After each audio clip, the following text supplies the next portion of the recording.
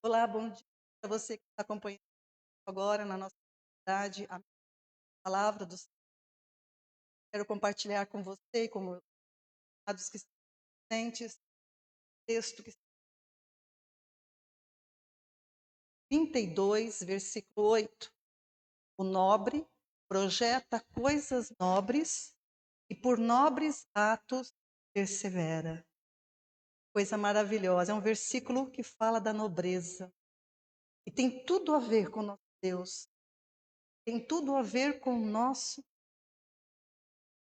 Deus é nobre.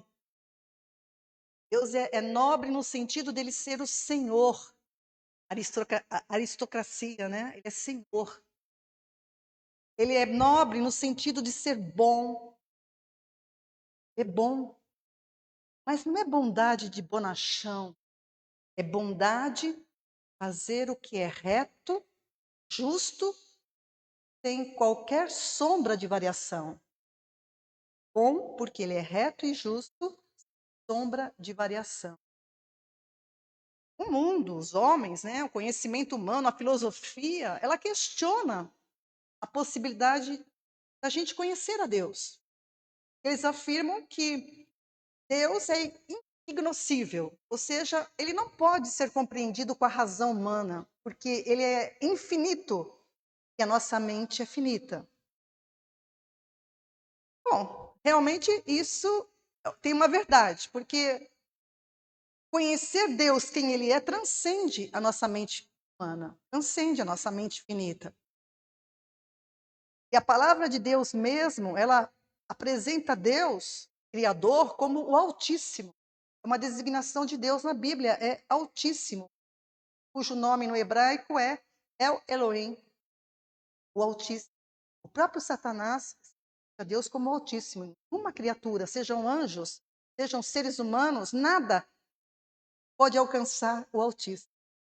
Né? E a Bíblia apresenta Deus como autossuficiente. É interessante a gente entender isso. Ele é autossuficiente. Ele não depende de nada, ele não precisa de nada além dele mesmo para existir e agir. Né? E a Bíblia também descreve Deus como aquele que, através da sua palavra de poder, ele trouxe à existência todas as coisas visíveis e invisíveis. Salmo 33, versículo 6, e tem vários versículos correlatos na Bíblia, mas eu vou ficar com o Salmo 33, 6, que diz assim, ó: pela palavra do Senhor foram feitos os céus e todo o exército deles pelo espírito da sua boca. A palavra espírito quer dizer palavra. O termo espírito na Bíblia, muitas vezes, é traduzido ou interpretado de maneira errônea. Espírito, normalmente, na Bíblia, tem o Espírito Santo, que tem o papel dele, mas, normalmente, a palavra espírito na Bíblia, isoladamente, significa palavra. Por exemplo, um texto no Novo Testamento que o apóstolo diz assim, ó: julgai os espíritos, para ver se eles procedem de Deus ou não. Não está falando de alma penada, está falando para a gente julgar as palavras. Então, nós, como cristãos, devemos julgar as palavras das pessoas. Julgar com base no quê? Não no que eu penso, não no que você pensa, mas no que Deus pensa. Tá? Então, isso é uma coisa importante, só pegando esse gancho. Então, Deus criou todas as coisas, né? Visíveis e invisíveis, e tudo subsiste por Ele. Né? Tudo subsiste pela palavra do seu poder. Tem um texto que fala lá em Atos, Paulo fala em Atos 17, 28, ele diz assim, ó: nele vivemos, nos movemos e existimos. Pensa só, em Deus você vive, você se move e você existe, por causa dele. Entendeu? Então, Deus é tudo. Ele não precisava de nada, ele não precisava do universo material que a gente vê, toca, olha, se maravilha, ele não precisava nem da raça humana. No entanto, ele quis criar os dois. Você entende? Ele não precisava de nada para nada. A gente não consegue conceber isso, né? Quando você estiver com ele na eternidade, você vai entender. Amém? Plenamente. Agora a gente vê meio turvo. Então Deus não precisava de nada, no entanto, ele quis, ele criou e criou com um propósito. Então, tudo que está criado tem um propósito e caminha para esse propósito. Aos nossos olhos pode parecer, como assim? Esse caos que está o mundo? Esse caos que está o mundo não é responsabilidade de Deus, é responsabilidade do homem. Isso tem um tempo. Isso tem um tempo, aleluia! O caos que se estabeleceu na criação tem um tempo determinado por Deus. O fato é que ele quis criar tudo, criou, e mais do que isso, ele se revelou às suas criaturas. Isso é nobre de Deus, né? E apesar de ele ser incognoscível, né, aos olhos da humanidade, porque ele é eterno, ele é infinito, ele é onisciente, ele é onipotente, ele é onipresente, ele se deu a conhecer. Isso é nobre. Ele se deu a conhecer, ele se deixou conhecer. Primeiro, pelas coisas criadas, pela natureza que você contempla todos os dias, que você vê na TV, pelo mundo criado, por todas as coisas criadas, né? Pois através das coisas criadas é possível perceber seu eterno poder. Romanos capítulo 1, Paulo fala muito bem sobre isso e de uma maneira muito contundente. Romanos 1, do versículo 18 a 20. Nós lemos assim: do céu se manifesta a ira de Deus sobre toda impiedade e injustiça dos homens que detêm a verdade pela injustiça. Poderia fazer uma pregação só sobre essa parte. Do céu se manifesta a ira de Deus. Em primeiro lugar, eu quero dizer para você que Deus, essa ira de Deus aí não se refere a um sentimento de raiva, de colérico humano. Não se refere a isso, não. Se refere que Deus retribui a cada um. É a retribuição dele, né, para aqueles que desobedecem a ele. É a justa retribuição para aqueles que não. Ora, se ele é o criador de tudo, se ele é o Senhor, e se a pessoa não acata o que ele fala, ela está sujeita à ira dele. Ou seja, a justa retribuição dele. Ah, você não me quer? Então, né? Isso é a ira de Deus. Sobre toda impiedade e injustiça dos homens que detêm a inverdade pela injustiça. Que injustiça é essa, amados? É incredulidade. Anote na sua Bíblia que isso, injustiça aí significa incredulidade. A incredulidade, ela existe quando Deus fala com o homem e o homem não crê. A incredulidade existe quando Deus dá uma palavra e a pessoa diz, eu não creio nisso. Aí é a incredulidade. Adão foi incrédulo. Várias pessoas no decorrer da história foram incrédulos diante da palavra e diante do que Deus falava, né? Então estão sujeitos à ira de Deus, né? Versículo 19. Visto que o que de Deus se pode conhecer é manifesto entre eles, porque Deus lhes manifestou. Presta atenção, porque Deus lhes manifestou. Pois os atributos invisíveis de Deus, desde a criação do mundo, tanto o seu eterno poder, como também a sua própria divindade, se entendem e claramente se veem pelas coisas que foram criadas, de modo que eles são indesculpáveis. Ou seja, a natureza, ela aponta para a criação. A natureza aponta para o Criador, né? A natureza, você contempla a perfeição, a grandeza e o poder de Deus quando você contempla as obras que Ele criou. A variedade, a riqueza, a ordem, as leis físicas, tudo mostra esse Deus, revela quem Ele é. O Salmo 19, que eu iria ler, se eu tivesse horas para pregar, ele fala sobre isso. Um dia revela outro dia, um dia sem linguagem, um dia se comunica com outro dia. Coisa mais linda. É como se a natureza dissesse para nós todos os dias, quando você abre a sua e vê a claridade do sol, é como se estivesse dizendo: louve o Senhor, porque Ele é o teu Criador. Busque a Ele. Cante, né, como nós cantamos. A quem tem eu no céu, senão o Senhor. Isso é maravilhoso, amados. Agora, quando a gente olha para a natureza, para as coisas criadas, a gente não percebe os atributos de Deus, porque os atributos de Deus são incomunicáveis, é a onipotência, onisciência, onipresença, esses são atributos divinos. Mas a gente não percebe os atributos que são comunicáveis a nós, como a justiça, bondade, misericórdia, amor. Esses atributos, eles são revelados na palavra dele.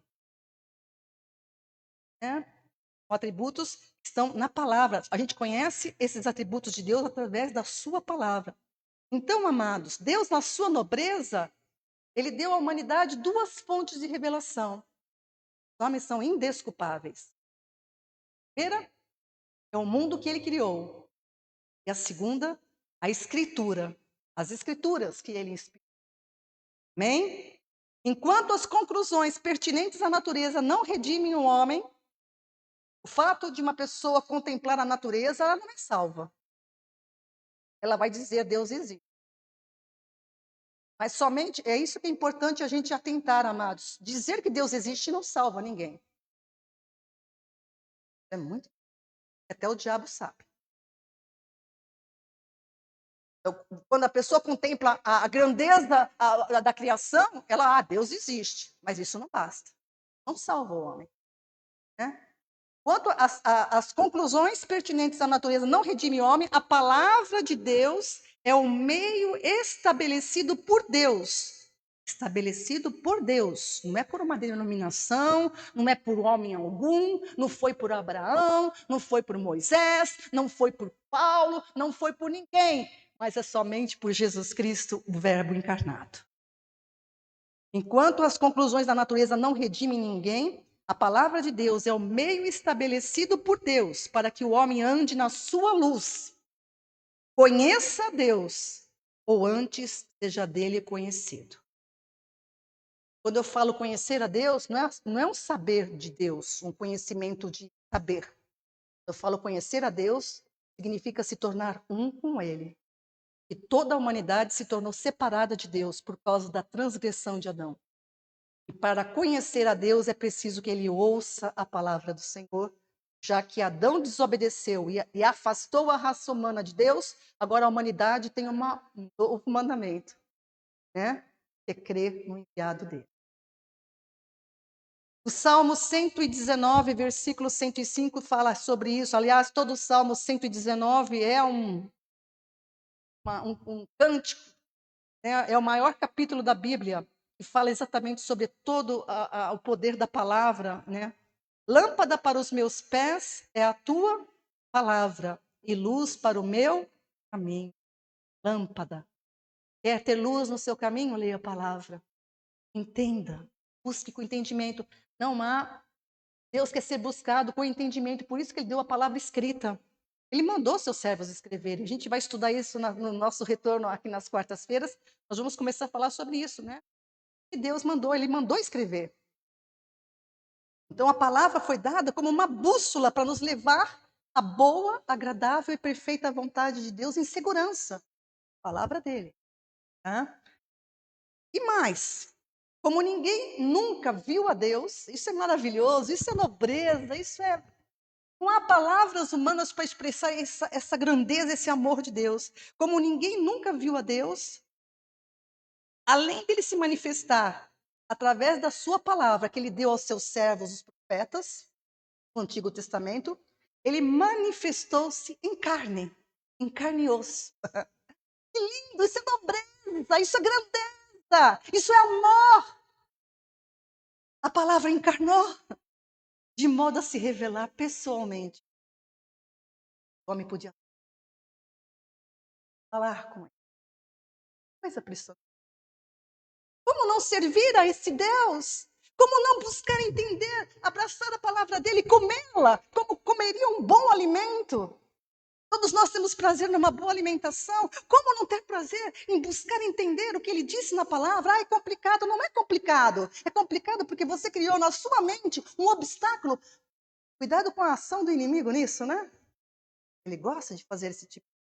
É muito complicada a palavra de Deus. Não leia não, não vai entender nada. Cuidado com isso. A palavra de Deus é completamente inteligível. Para quem tem sede, será saciado. Aleluia, será saciado profundamente. Eu sou prova, você é prova disso. Quem busca, encontra. Quem bate, a porta abre. Entra e seja farto. Aleluias. João capítulo 1, versículo 8. Jesus fala isso, né? A revelação do evangelho de João, do evangelista João. Ninguém nunca viu a Deus. Olha que coisa. Mas o Deus unigênito que está ao lado do Pai é quem o revelou. Então, se você quer conhecer a Deus, você precisa olhar para Cristo. Cristo mesmo, durante o seu ministério com seus discípulos que andavam com ele, né, certa vez um discípulo, Felipe, né, todo cheio de sabedoria humana, né, falou assim, Jesus, mostra-nos o Pai, isso nos basta. E Jesus olhou para ele e falou assim, como assim mostra-nos o Pai? Felipe, você está tanto tempo andando comigo e ainda não conhece? Né? Então isso é muito interessante, Jesus é a revelação viva para nós. Né? Por isso que o nome dele, quando o anjo revelou em sonho para José, que o nome dele seria Jesus, ele também seria chamado Emanuel, tá lá em Mateus capítulo 1, versículo 23, o nome dele ele seria chamado Emanuel. O que é Emanuel? Deus conosco. É igual Deus, invisível, visível conosco. Aleluia.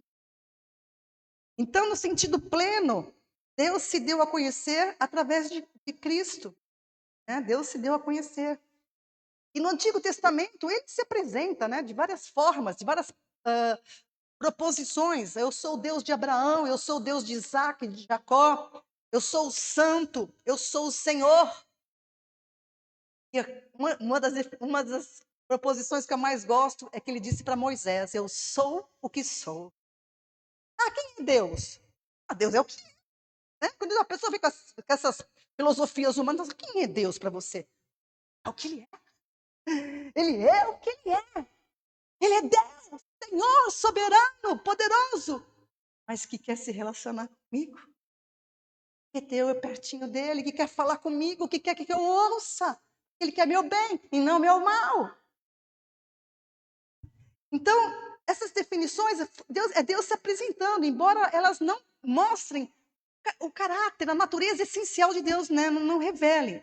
Que a gente não consegue compreender isso. A nossa mente, amados, está restrita ao tempo, ao espaço. Estamos restritos. Paulo fala isso em 1 Coríntios, capítulo 13, verso 9 e 10. 1 Coríntios 13, 9. Porque em parte conhecemos e em parte profetizamos. Então a gente não conhece agora, a gente conhece. Se não fosse Deus me revelar as coisas, eu não saberia nada acerca dele.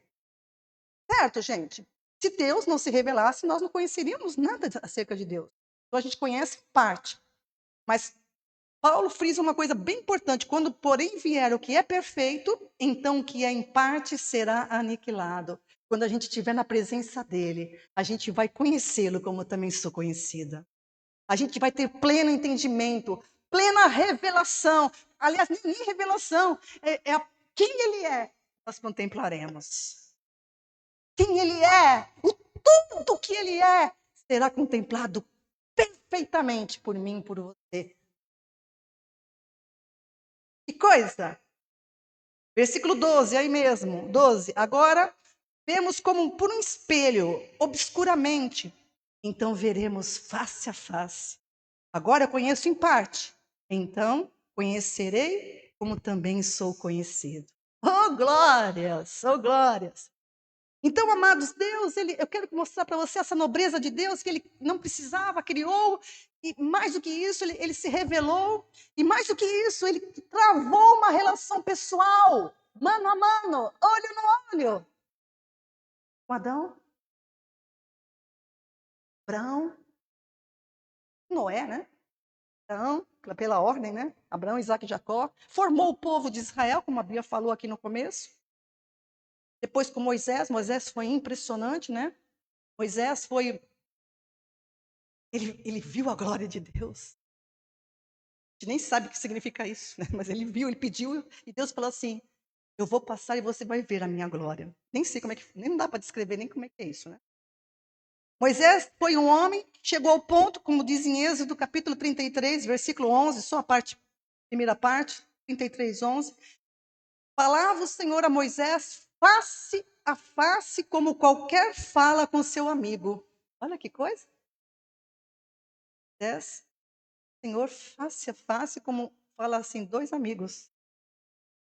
Amigo quer dizer, tá perto, troca. Coisa, né?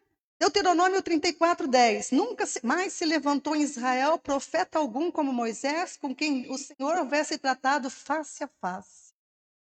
Então, Moisés, ele atingiu um nível de relacionamento, de compreensão tão apurado de quem é o Deus Criador, né? Ele fala no Salmo, que foi escrito por ele, Salmo 90, versículo 2. Antes que os montes nascessem, ou que tu formasses a terra e o mundo, mesmo de eternidade a eternidade, tu és Deus. De eternidade a eternidade, tu és Deus. Ele sabia. Moisés teve contato com aquele que é infinito. É todo poderoso. Face. Ele diz isso. E uma coisa que eu quero dizer para você que me ouve, é que a eternidade, quando a gente fala eternidade, parece uma coisa tão etérea, né? Tão, sei o que significa eternidade. Eu vou dizer para você o que significa eternidade. A eternidade não diz respeito ao futuro.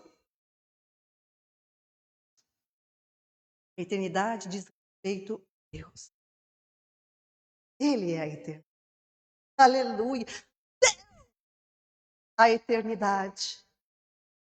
A eternidade não diz respeito ao futuro, diz respeito a Deus. O que Deus faz na nossa história, faz. Então, o eterno é aquilo que o Deus eterno realiza.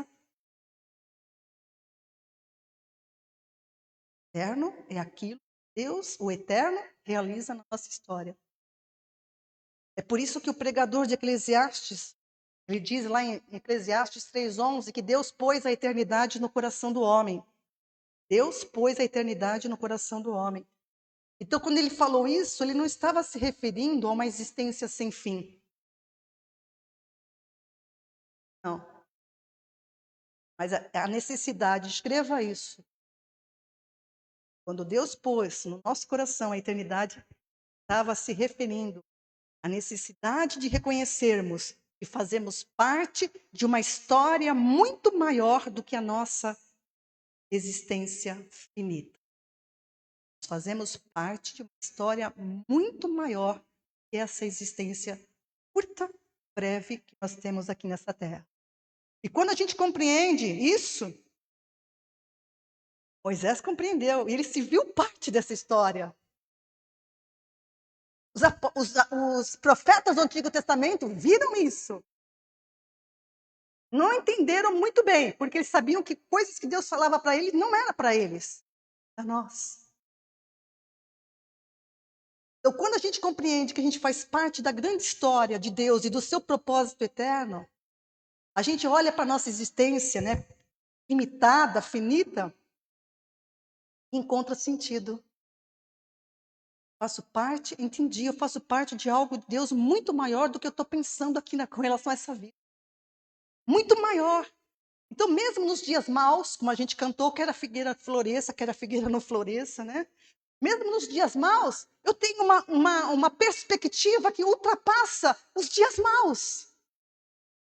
Eu posso chorar uma noite, mas a alegria vem pela manhã. É quem tem essa percepção. Eu faço parte de algo muito mais profundo do que essa mera coisa que eu estou vendo aqui agora. Então, diante da eternidade, amados, a pressa, a ansiedade perde o sentido. estou com aquele que é a eternidade. Porque,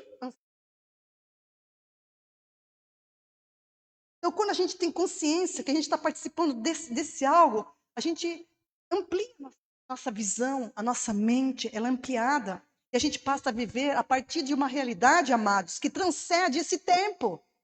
É isso que eu quero que você entenda nessas mensagens que eu estou transmitindo, e é isso que o Senhor tem posto no meu coração através da sua palavra. Que você viva, quer seja um dia bons ou dia maus, que tudo isso, se você tem a visão de quem Deus e que Ele está em você, a eternidade habita em você, transcende tudo isso. E você passa a viver, né? Elevando os teus olhos, aquele que está sentado no trono. Você depende disso. Você não depende de pessoas, circunstâncias. Depende daquele que está sentado no trono. Reina para sempre. Foi isso que Jesus fez ao descer a encarnar. Era o verbo. Foi isso que sustentou Jesus aqui. Ele veio do céu. Ninguém pode falar do céu quem desceu do céu. Jesus veio do céu. Né? Ele era o verbo. Se tornou Jesus. Né? Então é isso que ele fez quando ele veio nos resgatar da escravidão do pecado. Sabia que tudo que ele ia viver aqui, toda a afronta, a morte cruel de cruz, aquilo lá era uma noite de choro. Mas a alegria raiou pela manhã. Ele obedeceu a Deus.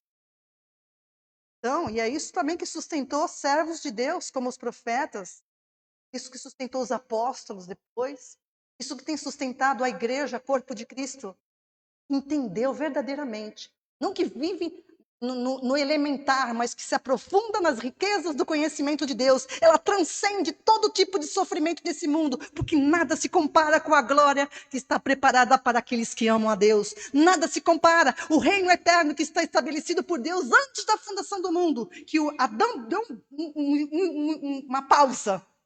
Adão foi uma pausa, mas Deus cumprirá todo o seu propósito. Aleluias. Aleluias.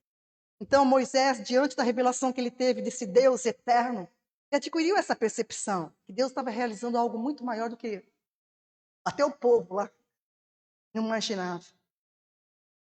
E através das alianças, ele percebeu que através das alianças que Deus estabeleceu com Adão, com Noé, com Abraão, Isaac e Jacó, Moisés ele fez a seguinte declaração, Êxodo 34, versículos 6 e 7. Senhor Deus, misericordioso e piedoso, tardio em irar-se, grande em beneficência e verdade, que guarda a beneficência em milhares. Presta atenção nesse versículo, que muita gente, muitos pastores, mestres, frisam o final dele. Mas a ênfase desse versículo está na bondade e nobreza de Deus. Ele é tardio em se irar. A ênfase está no começo.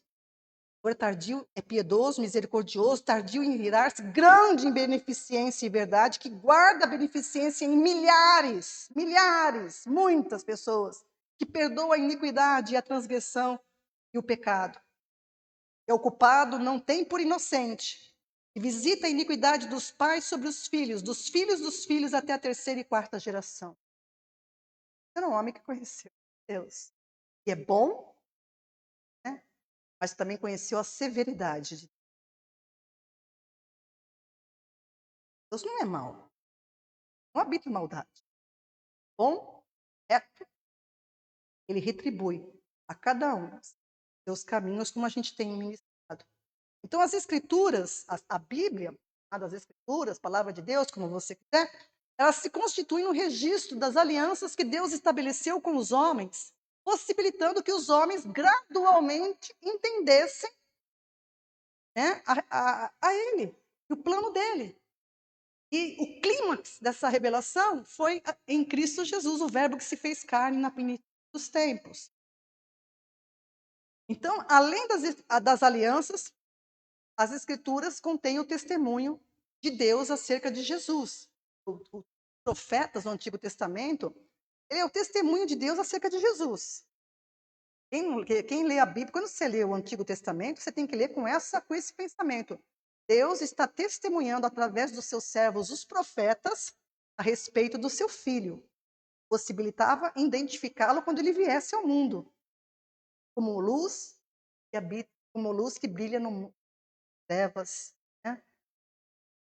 Para as pessoas que moram nas regiões da sombra da morte, porque o mundo está na sombra da morte. Então, quando Jesus veio, ele não falou de si mesmo. Sempre, né, ele frisou, eu não falo de mim mesmo, eu falo como o Pai me ensinou. Tudo que o Pai me mandou, eu falo. Né? Então, ele sempre testificava do que os profetas falaram dele. Isso que o Antigo Testamento não pode ser descartado. Tem gente, pregadores, que eu já ouvi falar, que não, está no Antigo Testamento, para mim não serve. Como não serve, meu pastor? Pelo amor de Deus, o que você está falando? Não tem nada descartável na palavra de Deus, nada, absolutamente nada descartável, porque tudo tem um propósito. A revelação dos profetas era preparando o caminho do Senhor. Quando ele se manifestasse, identificassem ele. Mas o povo estava cego. Uma humanidade continua.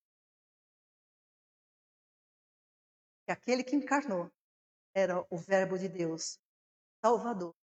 Messias prometido lá no Éden, daria na cabeça. Né?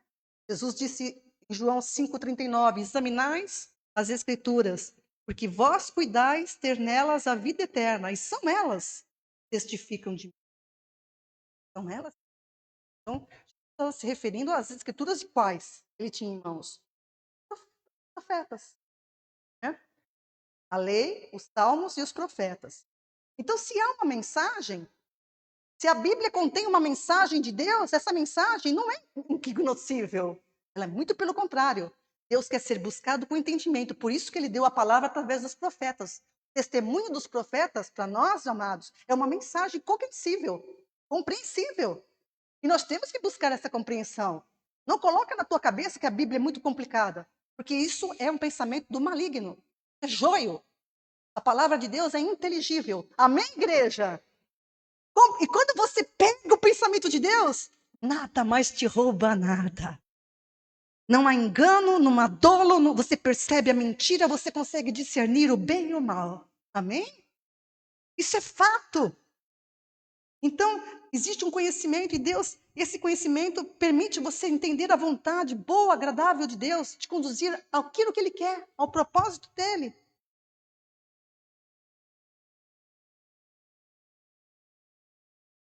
Então, a gente percebe que Ele, na sua nobreza, sua bondade, na sua infinitude, mas Ele quis se revelar, né, a nós, seres humanos que Ele criou.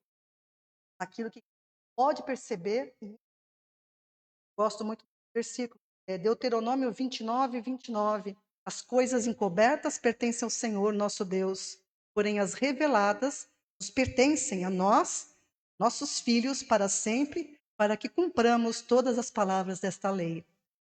Esta lei ali, entenda para nós a palavra, tá? Lei de Moisés, tá? Para eles ali era, para nós hoje é outro nível, é outra conversa, ok? Então, é como a gente consagrou as nossas famílias aqui hoje. Foi profético. E o Senhor ouviu a tua oração. Ouviu, Ele está ouvindo, aliás, a sua oração, que orou pela sua família. Não vai ouvir, Ele já ouviu. Então, as coisas encobertas pertencem ao Senhor, mas as reveladas pertencem a mim e aos meus filhos. Por isso que a obrigação de você, pai, mãe, é ensinar os seus filhos. Que os seus filhos sigam a palavra. Hein? Isso é bênção, isso é vida. E outro detalhe importante. É importante a gente perceber na revelação da palavra que Deus, ele não quis ser conhecido porque ele é poderoso. Ele é o que ele é, ele não precisa ser conhecido por isso. Eu quero que você escreva isso e grave na tua mente e no teu coração. Deus não quis ser conhecido. Ele é onipotente, onipresente, onisciente, todo soberano, todo poderoso. Não, ele não quis ser conhecido por isso. O que ele é, o que ele é. Olha que coisa, hein? Olha a nobreza. Ele quis ser conhecido da sua. Ele é fiel. Sua fidelidade. Deus quis ser conhecido pela sua. Tanto que o propósito eterno de Deus é a preeminência da sua. Salmos 138, versículo 2. Inclinar-me-ei para o teu santo templo e louvarei o teu nome pela tua benignidade, pela tua verdade, pois engrandeceste a tua palavra acima de todo o teu nome. Deus, amados, quer ser conhecido pela palavra dele, que você, quando ele falar, a palavra, aliás, isso é interessante porque Deus é um Deus que é relacional, né? E a palavra faz parte do relacionamento, não é verdade? Isso que ele estabeleceu a sua palavra. Então, quando ele fala, você precisa confiar, você precisa crer, você precisa descansar na fidelidade dele. Né? Então, Deus quer ser conhecido pela sua verdade, pela sua fidelidade. Né? A sua palavra é imutável. O seu conselho, aquilo que ele falou, permanece para sempre. Ele não pode voltar atrás. Ele falou, está falando. Entende? Quando ele falou, está falando. Volta atrás. É que nem a gente. Dependendo dos nossos interesses, a gente abre, né? Projeta coisas nobres, por nobres atos persevera. Você está entendendo? Você é uma, eu convoco você pela essa palavra que o Senhor tem falado ao meu coração. Ontem na célula também a gente falou sobre isso, sobre Davi, a nobreza que ele tinha. É de uma pessoa que anda com Deus e tem atitudes nobres. Permanece, é fiel, é íntegro, é constante, não vacila, não tem dois pensamentos, entende? Seja nobre como é nobre o teu Deus. Persevera em atos de nobreza como o teu Deus persevera.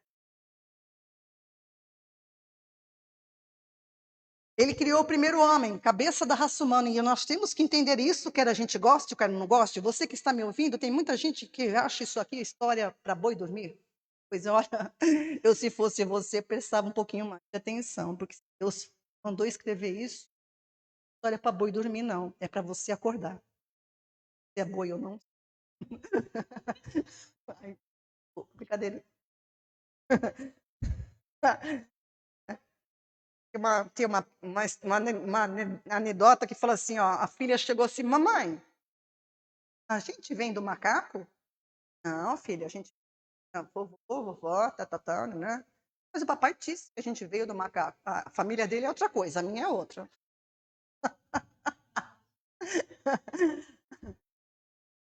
Pense o que quiser, mas acima de tudo está a palavra de Deus. Você pode pensar o que você quiser, mas acima de tudo está a palavra de Deus e Ele quer ser conhecido. Eu te garanto, Ele quer ser conhecido a palavra.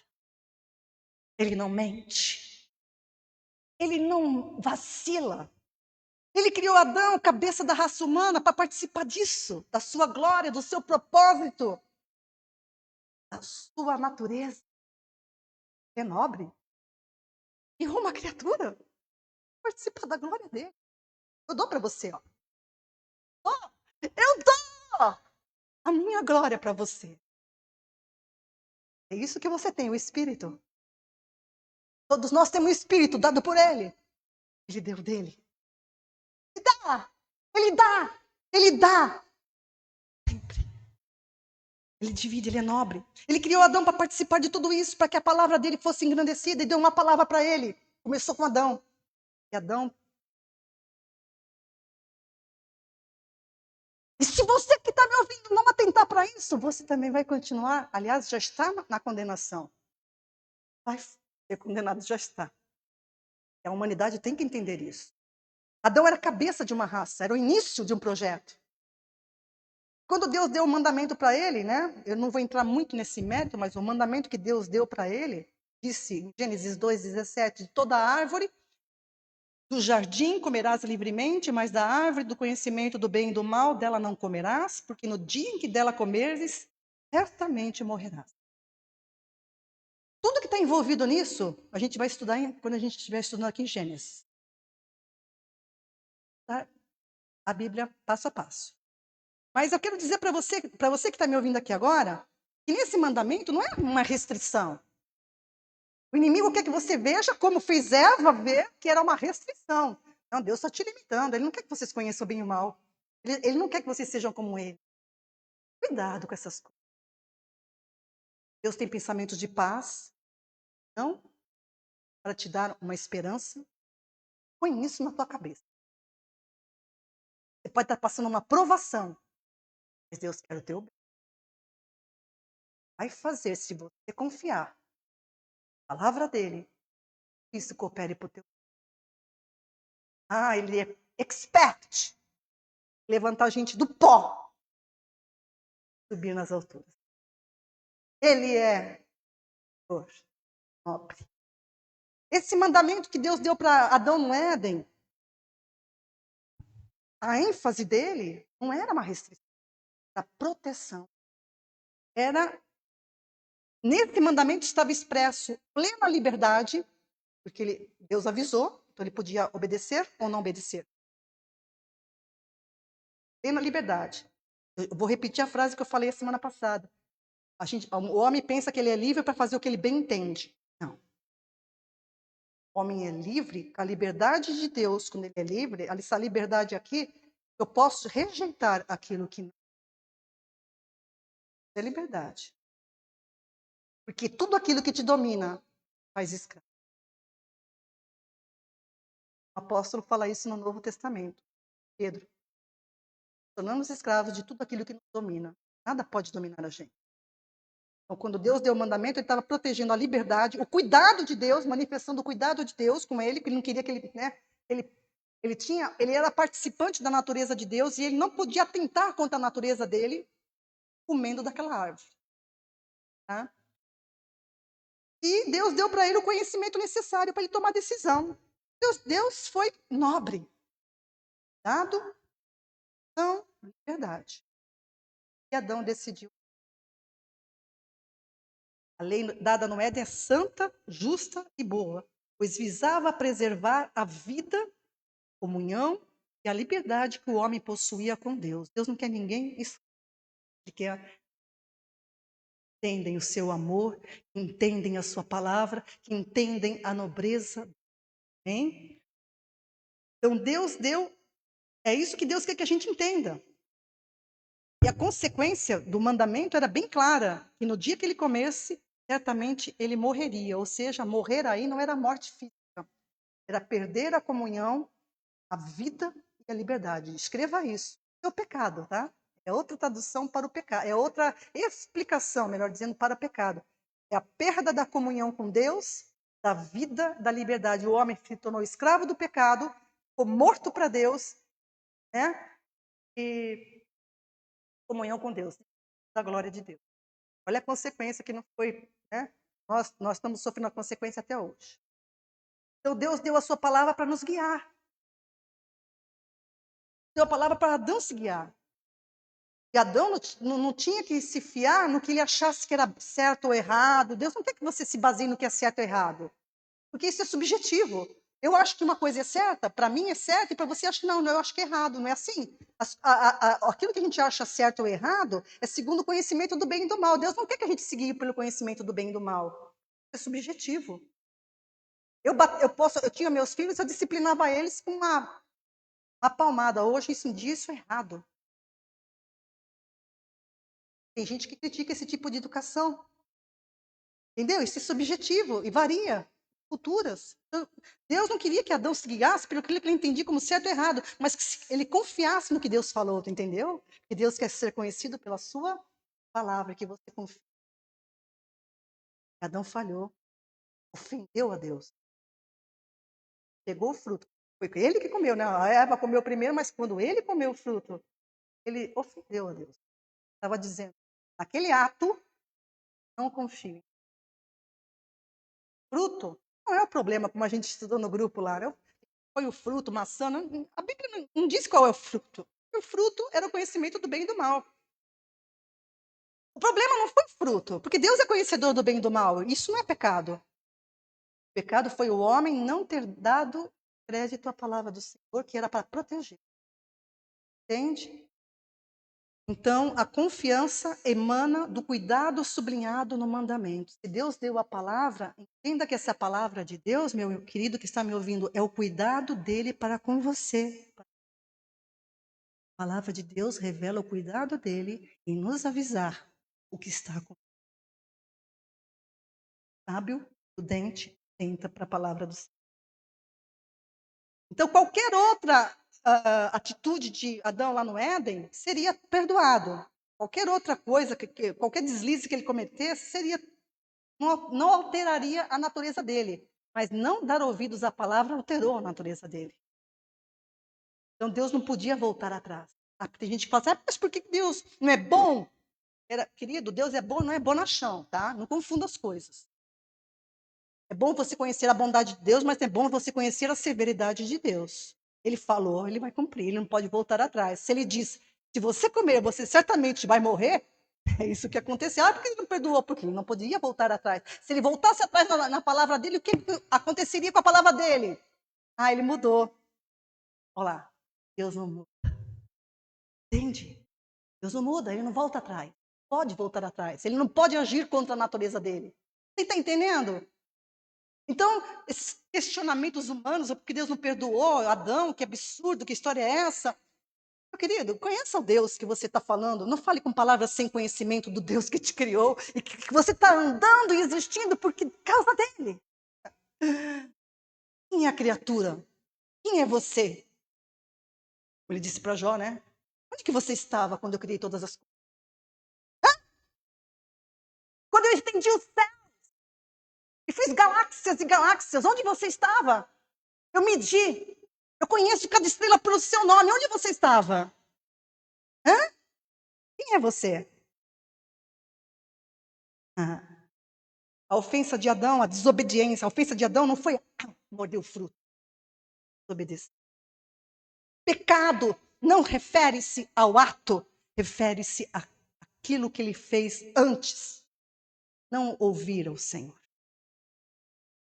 Não desobedeceu. Ele violou o mandamento expressamente determinante. Certamente morrerá. Então, ele deve ter se arrependido, óbvio, né? Na hora que ele viu. Interessante que a primeira coisa quando ele ouviu a voz de Deus, ele falou, eu estou nu. Então, essa é a condição do homem no pecado. Pobre, cego e nu. Pobre. Por isso que Deus providenciou uma veste. Providenciou veste de... Amém? Então, a ofensa de Adão violou um mandamento expresso, e Deus não podia voltar atrás. E Adão, como ele era a cabeça, se tornou a semente corruptível. Uma semente estragada. Estragou o plano de Deus. Deus pôs a mão na cabeça. Não. Deus é o Senhor, ele é nobre. Boa volta. Novo. Então, um novo mandamento. Aquele primeiro desobedeceu. O segundo, Adão, o último Adão, é melhor dizer, Jesus não é o segundo, é o último Adão. É assim que a Bíblia se refere a Jesus também. O último Adão, ele obedeceu até a morte. E substituiu a desobediência do primeiro. Quem crer nele é identificado na vida, na morte, no sepultamento e na ressurreição. E nasce de novo no plano de Deus eterno. Quem dera o Senhor te dê ouvidos para ouvir, entendimento pelo Espírito Santo para compreender a riqueza destas coisas. Deus é imutável. A nobreza e a bondade de Deus se verifica, escreva isso, a nobreza, a bondade de Deus se verifica no cumprimento da sua palavra. Para Jeremias, eu velo sobre a minha palavra para cumprir. Jeremias 1:2. Então o homem foi criado perfeito, santo, justo, em perfeita comunhão com o Criador. Mas quando ele pecou, ele perdeu essa perfeição, se tornou uma semente corrompida. Corrompeu toda a descendência dele. E Deus disse também lá que ele geraria conforme a sua espécie. Deus não pôde mudar isso. Pode. O que Deus faz? Ele cria uma nova semente. Olha, você entende o pensamento de Deus? Você entende a nobreza presença de Deus. Você entende? Então abrace de todo o seu entendimento, de todo o seu coração, de todo o seu ser. Esse é o princípio por toda a Bíblia. Ouvir o que Deus fala, tentar diligentemente. Salmo 119, 11. Ele fala o princípio de que para mim seria uma boa explicação para o pecado. Guarda no coração as tuas palavras para não pecar contra ti. Olha o que eu estou falando. Ó. Quando que a gente peca? Quando não guarda as palavras no coração. Adão fez isso. Agora, quem não dá crédito à palavra permanece na condenação de Adão. Entende o que Deus fez, meu irmão? Entende você? Guarda no coração as tuas palavras para não pecar. Quer sair dessa condição miserável que o homem entrou? Com caminho de morte. E esse caminho só se muda olhando para Cristo. Guarde as palavras de Deus no teu coração. Hein? Muitos desconhecem essa condição do homem. Mas nós vamos deixar isso para a semana que vem. Tá? Parar por aqui. Sobre essa nobreza de Deus, amados. Eu quero que você entenda que Deus é nobre porque Ele é bom. Senhor. Porque Ele se revelou a nós. Ele quer uma relação pessoal que se baseie confiando na palavra dele. Hein? Deus abençoe você que nos acompanhou até aqui. Que o Senhor possa pelo seu Espírito Santo, que você busque isso, que Ele vai te ajudar a seguir nessa verdade.